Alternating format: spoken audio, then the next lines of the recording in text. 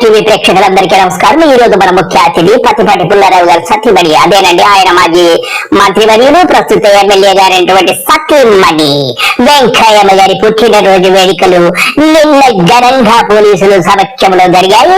వారికి మనము పుట్టినరోజు శుభాకాంక్షలు తెలియజేద్దాం. ఇకపోతే ఉమ్మడి గుంటూరు జిల్లాకు చెందిన టీడీపీ సీనియర్ నాయకులు పత్తిపాటి పుల్లారావు గారు సతీమణి మంగళవారం పోలీసుల సమక్షంలో పుట్టినరోజు వేడుకలు చేసుకోవడం చర్చనీయాంశంగా మారింది.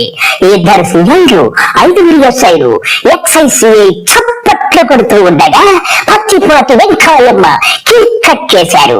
పల్నాడు జిల్లాలో ఎమ్మెల్యే మాజీ మంత్రి పత్తిపాటి పుల్లారావు భార్య వెంకయ్యమ్మ బర్త్డే వేడుకల్లో పోలీసులు పాల్గొనడము చర్చనీయాంశముగా మారింది. ప్రోటోకాల్ లేకపోయినా ఇద్దరు సీఐలు, 5 ఎస్ఐలు, ఒక ఎక్సైసీఐ పాల్గొనడము చర్చకు దారి చేసింది. Venkata Kumari alias Venkayyamma, wife of Pattipati Pullarao, వివాదాలకు కేరఫ్. ఈవిడి మీద గతంలో జూబ్లీహిల్స్ పోలీస్ స్టేషన్ లో కూడా కేసు ఒకటి నమోదయ్యింది. భూ ఆక్రమణ కేసులు కూడా ఈవిడ మీద ఉన్నాయి. గతంలో పలు వివాదాల్లో ఉన్నారు వెంకయ్యమ్మ గారు. గత టీడీపీ ప్రభుత్వంలో హైదరాబాద్ నుంచి గుంటూరు పెడుతుండగా కేవలం 56 రూపాయలు ఫీజు చెల్లించకుండా టోల్ గేట్ దాటేందుకు ప్రయత్నించారు.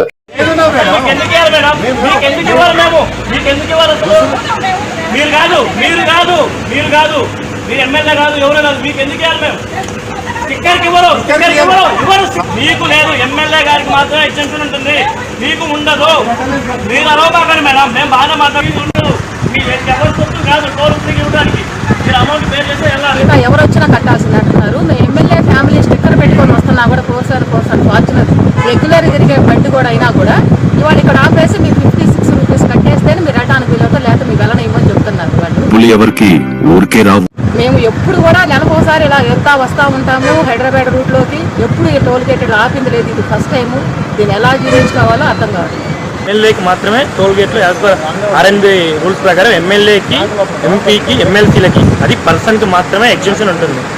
ఆ స్టిక్కర్ని చూస్ చేసుకొని ఓకే ఇది ఎమ్మెల్యే వెహికల్ కదా అని చెప్పి వ్యాలిడిటీ ఉన్నంత వరకు ఎగ్జెంప్షన్ అనేది ఇస్తున్నాం ప్రజెంట్. అది కొన్ని చోట్ల కానీ ఆ వ్యాలిడిటీ అయిపోయినవి కూడా తీసుకొచ్చి వీళ్ళు మా మీద కొంచెం దౌర్జన్యం చేయటం, బెదిరించడం. మేము ఎమ్మెల్యే వైపు ప్రయాణం చేస్తున్నాము. దీనితో అక్కడి సిబ్బంది వెంకయ్యమ్మను అడ్డుకున్నారో సమయంలో పత్తిపాటి పుల్లారావు మంత్రిగా ఉన్నారు, మంత్రి గారినైనా నన్ను అడ్డుకుంటారా అంటూ టోల్ గేట్ సిబ్బందితో వాగ్యుద్ధానికి దిగారు.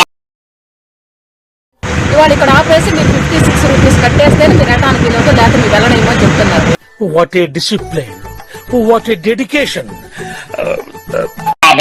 ఇకపోతే వెంకయ్యమ్మ వివాదాల గురించి నియోజకవర్గంలో పెద్ద ఎత్తున చర్చించుకుంటున్నారు. పుల్లారావు ఎమ్మెల్యే అయినా నియోజకవర్గం మొత్తం ఆలికల సందల్లో ఉందంటూ విమర్శలు వస్తున్నాయి.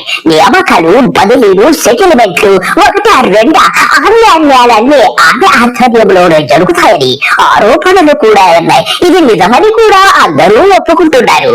వెంకయ్యమ్మకు ఎలాంటి అధికారము, హోదా లేదు. ఆమె ఎమ్మెల్యే సతీమణి మాత్రమే. అయినా పోలీసులు ఎలాంటి అధికారము లేని మహిళకు బర్త్డే జరపడము పోలీసులు. అదే పోలీసులు ఆంతర్యమేమిటని నెటిజన్స్ ప్రశ్నిస్తున్నారు. అలాంటి తరుణంలో ఏ చిన్న సమస్యలైనా అందరూ నా దగ్గరికి వచ్చేవాళ్ళు. అమ్మ ఈ పోలీసు కేసు అని, లేదంటే ఈ పాస్ పుస్తకం, లేదంటే ఈ రేషన్ మా కార్డు రాలేదని చెప్పి. అమ్మగారు చెప్పాల్సిన అవసరం లేదు, మాకు అమ్మగారి విషయం అర్థమైపోయింది. పోలీసులతో అత్యంత సన్నిహితముగా ఉంటారని తెలిసిపోయిందిగా. చెలకూరుపేటలో ఇంకా పత్తిపాటిదే హవా, ఇంకెవరు ఇక్కడ రావటానికి లేదని చెప్పి జనం ప్రతి ఒక్కరు ముక్త కంఠమే చెబుతున్నారు. ఇది మాత్రం ఖాయం. మెజార్టీ దిశగా నువ్వేం చెప్పాల్సిన పని లేదు, నువ్వు చెప్తుంటే మాకు అర్థం అవుతుందిగా ఎవరు రాకూడదని. ఇంకా చెలకూరుపేటకి నువ్వు మీ ఆయన చూసుకుంటారుగా, మొత్తం అన్ని బాగా అన్ని చేసుకోండి. సార్ గారు లేకపోయినా మేడం గారు చేసిద్ది, మేడం గారు అంటే పని అయిపోయిద్ది అని ఒక నానుడి తెచ్చుకున్నాను. నువ్వు మరీ చెప్తున్నావక్క, సార్తో పని ఉండదు, నువ్వు ఉండవుగా అన్ని చేసి పెట్టడానికి. అందరినీ కంట్రోల్లో చేసుకొని నేను బర్త్డేలు చేసుకుంటే పోలీసులు నీ దగ్గర ఎలాగున్నారో చూసేయంగా మరీ చెప్పాలి ఏంటి? నీ గురించి అర్థమైందిలే అక్కాయ్. 5 సంవత్సరాల నుంచి అలాంటి పరిస్థితులన్నీ నేను చక్కదిద్దుతానే ఉన్నాను. మమ్మల్ని ఇద్దరిని పార్వతీ పరమేశ్వరలాగా కొంతమంది అనుకుంటారు, అలాగే సీతారాములాగా అనుకుంటారు. అలాంటి లేదమ్మా, మా బాబు వస్తున్నాడు శరత్. ఈ ఎలక్షన్స్కి అలవాటు చేస్తారమ్మా. మా కొడుకు వచ్చాడు ఇప్పుడు. ఇన్నాళ్ళు తను కూడా చదువుకుంటున్నాడు, ఎంబీఏ మన్న అయిపోయి వచ్చేసింది. అక్కాయ్ మీ అబ్బాయి వచ్చినా మీ ఆయన శివుడైనా గాని శివుడు రమ్మియేగా.